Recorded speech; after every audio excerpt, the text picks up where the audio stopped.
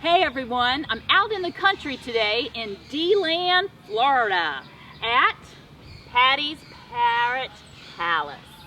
This place is filled with some goats, baby goats, parrots, chickens, all kinds of different type of exotic birds actually.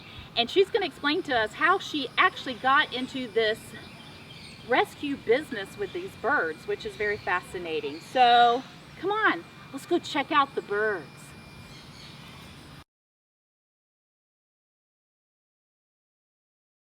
Hi everyone, I'm sitting here with Patricia Koile and I just saw that butterfly fly right through the camera. That was awesome. I hope you guys saw it. Yeah. I'm sitting here with Patricia Koile with Pattys Parrot Palace. And all that you can hear in the background is your beautiful birds here at the palace. The palace, that's it. So we're going to get right started, dived into this. I have actually known Patricia for a long time.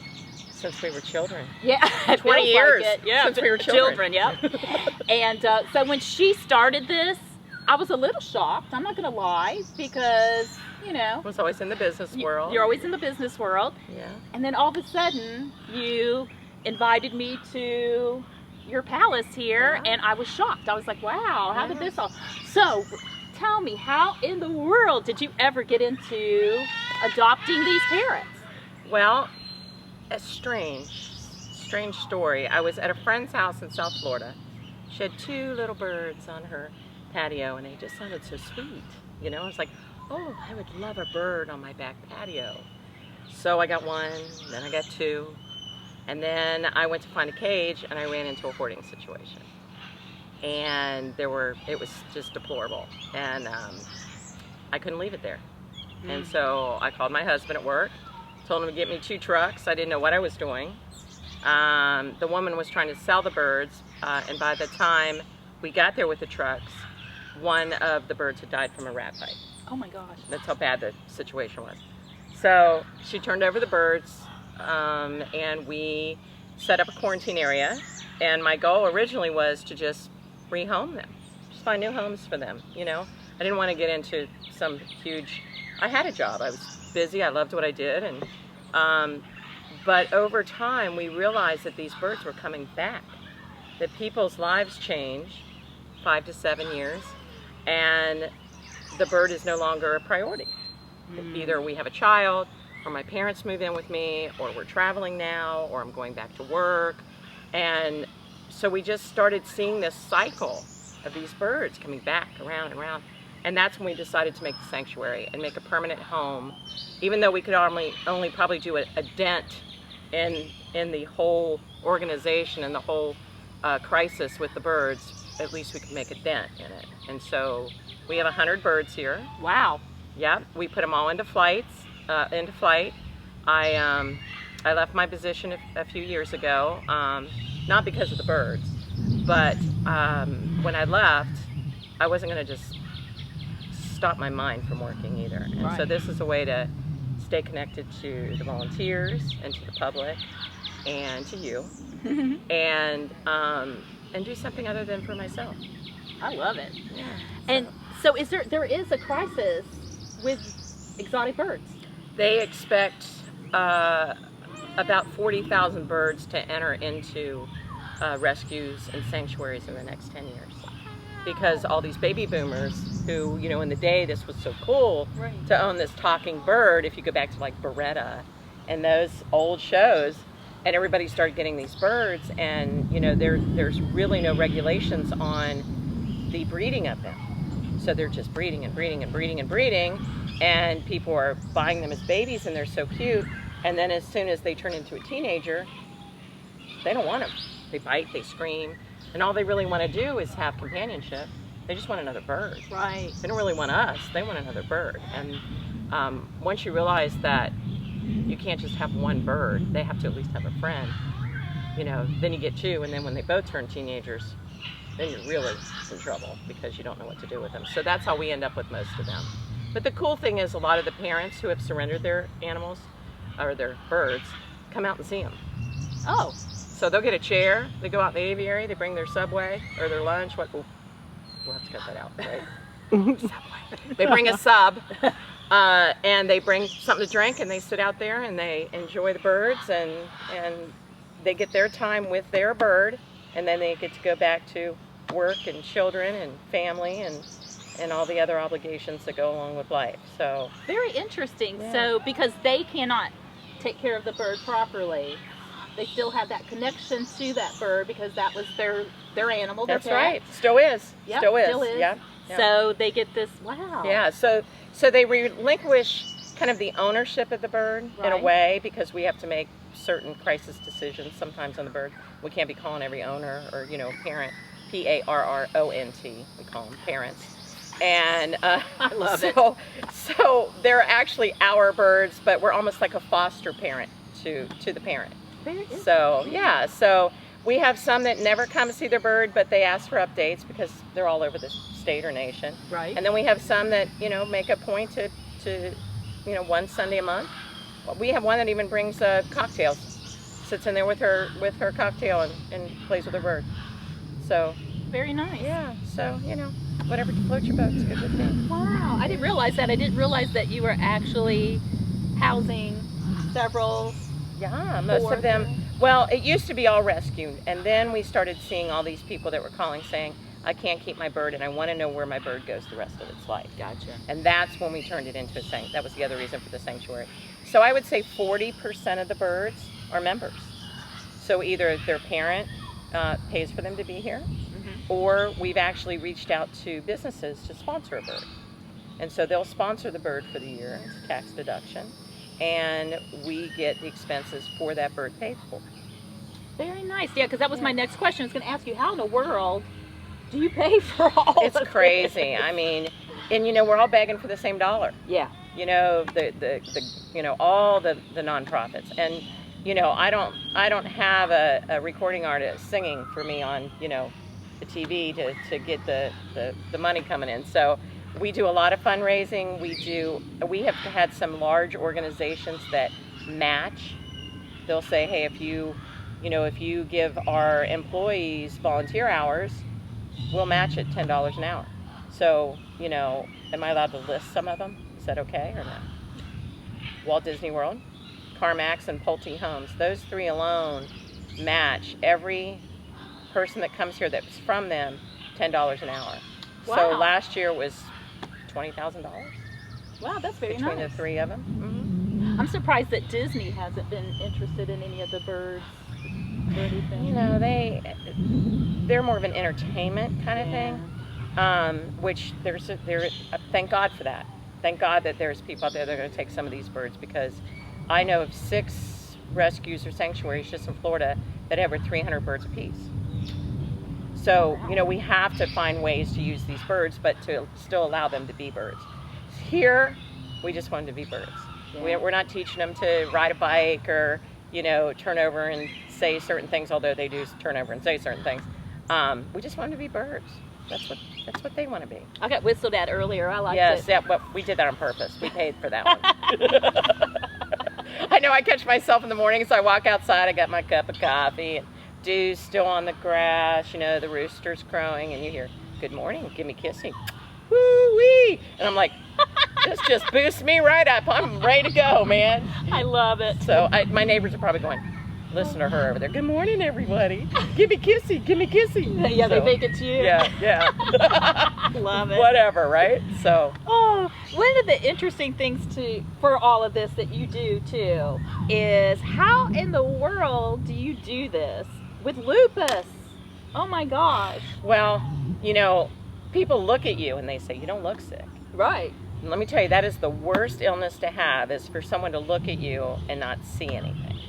So for years trying to get diagnosed, they'd say, well, you look great. And I'd say, well, you should see me about 5 o'clock when I can't get up the stairs or I can't open a jar. And it took getting this huge welt on my face for people to start going, ooh, something's wrong with you. It's gone now, but that's finally how they were able to detect it. But when I could not put in full 8-hour days at work anymore, and I knew it before the person I worked for knew it, I went to them and said, listen, I'm not providing you a service of 8 hours a day anymore. And I love what I do, but I need to take a break. And so when I took the break, I realized that this was my aha moment. I had a moment to step back and reflect and say, you know, this was dropped in my lap and I love it. And there's got to be a way, maybe not as much physically, but mentally I can keep going. And so I have 3 to 5 volunteers a day. They come from the colleges, they come from the high schools for Bright Futures. Nice. I have retired people who love, and they know every bird. Every bird, they know all 100 names. Wow. They're better than most of the kids. That's how great it is. And it keeps them stimulated, it keeps me stimulated. I mean, there's days I'll come out and say, look guys, you're on your own today. But most of the time, like I said, it gives me a reason to get up and get moving. And thank God for it. That reason is so important when you're not feeling well. Yeah. No matter what, whether it's adversity going through life with finances, family, health, whatever it may be, a death. Yeah. You have to get up and move. Yeah. I needed something. There for a while I didn't have anything, and you know, it's very easy to kind of fall into only thinking about yourself. Oh yeah. Very, very easy. And, you know, no one knows what I'm going through, and la, la, la, la, la. Well, you know what? Everybody's got a story. Yeah. And everybody has a crisis. And some are more important than others as far as, you know, what they're going through. But, you know, I'm not ready to lay down. Me either. You know, I'm going to figure out something to keep the stone rolling. That's just the way I feel, so. Well, I think you found it, because this is a lot. It is a lot. 100 birds, 13 goats, 29 chickens, 2 turkeys, 4 dogs. Wow, it's and old a partridge McDonald. and a pear tree. That's old McDonald's farm. It is. Well, we do have one that sings the I-E-I-O in there, so yeah. Well, we're going to actually take a little tour to see now the goats. I know everybody wants to see the baby goats. Yes, we have baby goats, and we do goat yoga. That's one of the things that we do to sustain the income coming in for the birds. So all the proceeds go to the birds. Oh, good. So that's why we did the goat yoga. It wasn't really just to do something else. It was to, and the people are having a blast. Seriously, everybody that contacts me says, do I have to know yoga? I'm like, really? You're going to come out here, you're going to get in one pose, you're going to have 8 goats on you, and that's the last pose you're probably going to do. You're going to have your phone out, you're going to have them all over you, and you're just going to laugh. And they're it's like, more perfect. Fun. Yeah. And I say to them when they're leaving, we say, vamos, instead of no. Yes. And I say, every time you have a stressful situation this week, stop and think about that goat crawling over in your face. Because I get over them and take the picture, and their mouths are wide open. You know, they've got, you know, goat face right here, and it's fun. It's fun to step back and watch people have a good time. I love it. Yeah. Now, if someone wanted to do this goat yoga, because we're here in DeLand, Florida, so tell them how they can get connected. We have it all online. We're all up to date on all that stuff, you know, technologically. Oh, wow. Imagine that out here on the farm. Just go to goatyogadeland.com. The events calendar's on there. You can do everything right from there. You just click what date you want, how many people, and just show up, and we'll be waiting for you. I love it. So. I had a Facebook friend that was posting about her goat yoga. It was so funny, and all of a sudden I said, oh, I have a friend that has, and it was you. Oh, she was at goat yoga. She was at goat yoga. Oh, that's and I laughed funny. because I said, oh my gosh, it was because I mentioned it. She goes, oh, that's where I was. Yeah. And I'm like, oh my gosh. Yeah, we got voted one of the best new things to do in DeLand, so. Oh, there you go. There you have it. You know, and I saw it in Oregon 5 or 6 years ago, and I thought, what a trip. This could be so much fun. Not knowing we'd someday live on a farm. I mean, we were in the city, you know, the whole thing, and but yeah, it's a whole different life, but we love it. Did you just call Winter Springs a city? Suburb, that's where city, she's from. Something, yeah. It's about as close as, that's not Brooklyn or whatever, it's down, but that's my city, so. Well, now we're going to go take a little tour, and we're going to go see some baby goats and some turkeys. This turkey's huge. I don't even know if we should show it. 72 pounds, Duncan. Yeah. I don't even know if we should be showing the turkey. I'm afraid someone Listen, might he's want locked it. up. You can't have him. So, number one, you can't pick him up. So, yeah, right. But his name is Duncan. His girlfriend's name is Donut. I love so, it. Yeah. All right. All right. Well, let's go take a tour. Okay. Let's go. All right. Let's go. All right. We're now here with the baby goats, which I love. And who's this little This cutie? is Buttercup. Buttercup. Hey, baby. She's 6 months old. 6 months. Oh my She's goodness. one of the stars of goat yoga. She's a jumper, so she likes to be on your back. And she doesn't weigh too much. So that's always a good plus. She's such a Thank lover. you. Thank you She's for been the giving nose. us kisses Thank this you whole for French time. cut. French cut. French French kiss up the nose. French cut. And You want to go down? Are you done?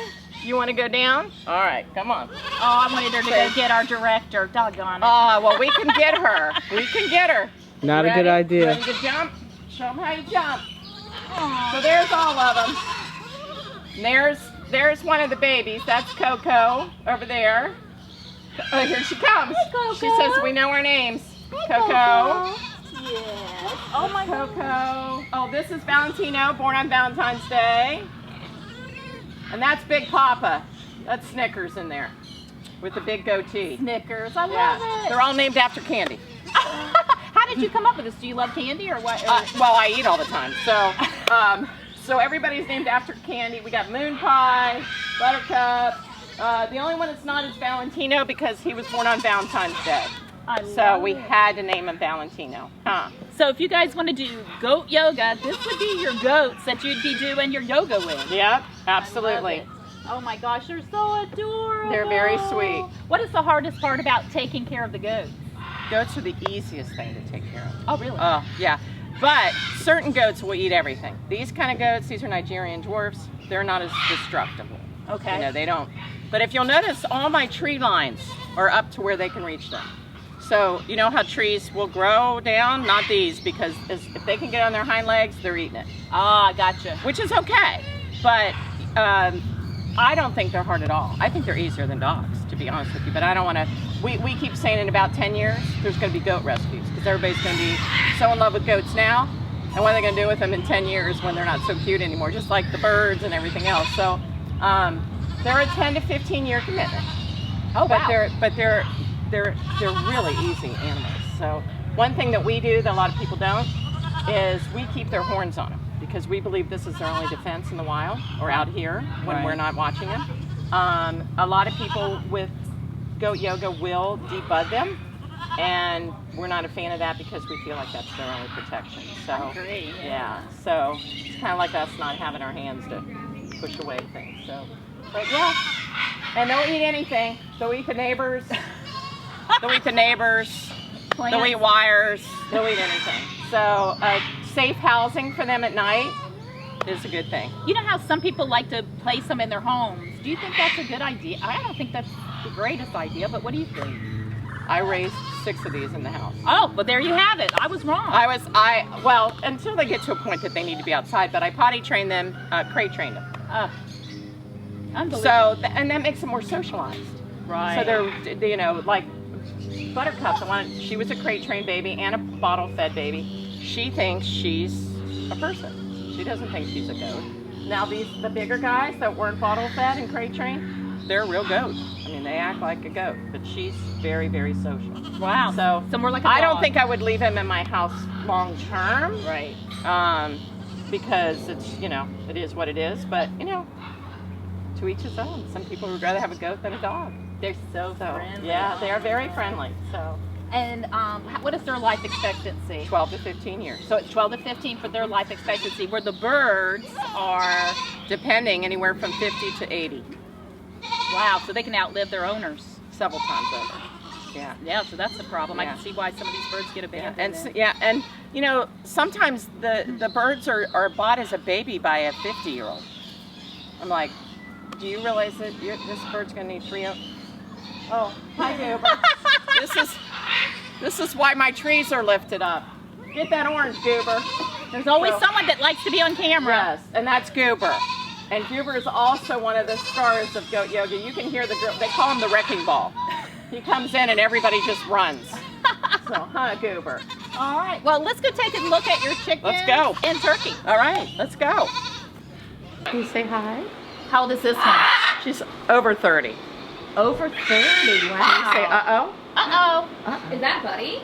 It's Buddy. Buddy's 30. She's been in 3 rescues.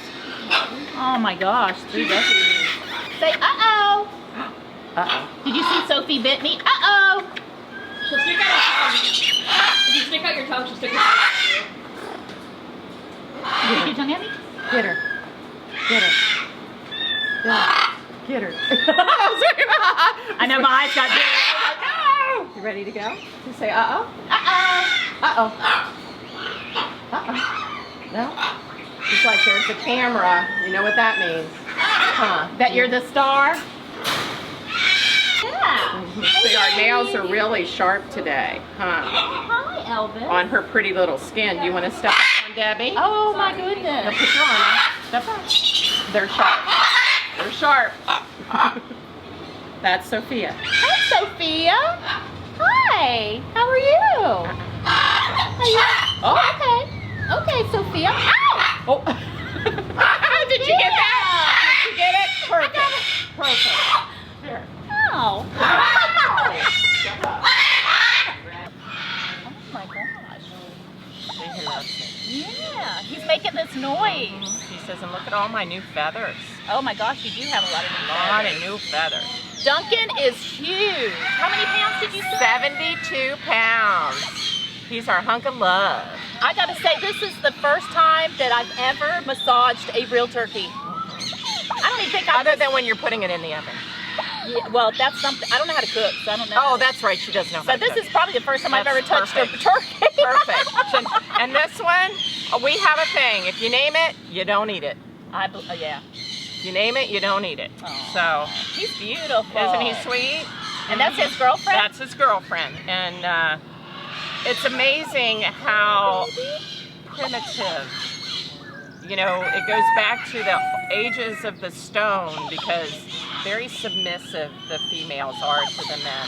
Oh, Thank God for the stone and the wheel. Huh? Just saying. glad those days are over. All right, so I just learned something new. There's a lot of different types of chickens. There are. This is something I learned too. This is babka. He's a Polish chicken. Babka means bread and bushka means butter. So we have a friend who knows Polish, not that I do. And she said, oh, babka and bushka. I'm like, oh, okay, babka and bushka. So this is bread and butter's inside. So, Oh my God. And they have blue legs. I am fascinated. I never realized this. And this chicken's eyes look like a human's eyes. Yes. I'm not kidding you. Yeah, they do. And we get about 15 eggs a day. Oh, wow. 15 fresh eggs a day, and all from, you know, larger than you've ever seen in the store. And let me tell you, don't refrigerate your eggs if you get them fresh. Don't? Did you know that? Yeah. The reason they refrigerate them is to last longer. You know, in transport, we go through them, but when I sell them at the Go Yoga and stuff, I say they're good for 6 weeks. Oh, wow. It keeps them, I mean, fresher, really, a lot fresher. I never realized But that. we have chickens that lay pink eggs, green eggs. Yeah. Oh, wow. It's like Easter all year round. All year round. That's what they're called, Easter eggers. I love it. So you're not into this, are you? So can I go back to bread? You Or want butter, that. whoever. Yeah. Oh, well, before we end the show, this is your platform. Is there anything you want to say to the people out there? Other than what We you've got already an said. We always need volunteers. So if anyone's interested in making a difference and helping, not only us, but every nonprofit needs help. So whether you're 18 or 75 or 85, if you need something to do, come out and help some of us. Any of us. All you got to do is put in nonprofit animal rescue in the state of Florida, and they'll pop up in your area. And we would love to have anybody who wants to come out and loves animals and wants to help. Awesome. Well, thank you You're for welcome. sharing your morning You're with me. I love you so It's much. always great to be around you, and I love you too. You got good vibe. Good vibe. Thank you. Tell her good vibe. Do you want to kiss her? Oh, I don't know about that. Okay. Pass on that one. I don't know about that, little baby. Well, this has been our show. I hope you've enjoyed this segment of Time for Shine. And listen, it's never too late to let your light shine. There's so many things we can be doing. There's no need to sit on the sofa, feel sorry for yourself. We've all been there. We've talked about it. We can't help to feel sorry for ourselves sometimes. Let's just admit it. We all do it. But get out, let your light shine. We have so much to connect with one another, and you never know, you might be on my show. All right, you guys, have a great week. Peace. Bye. What's happening? You dance.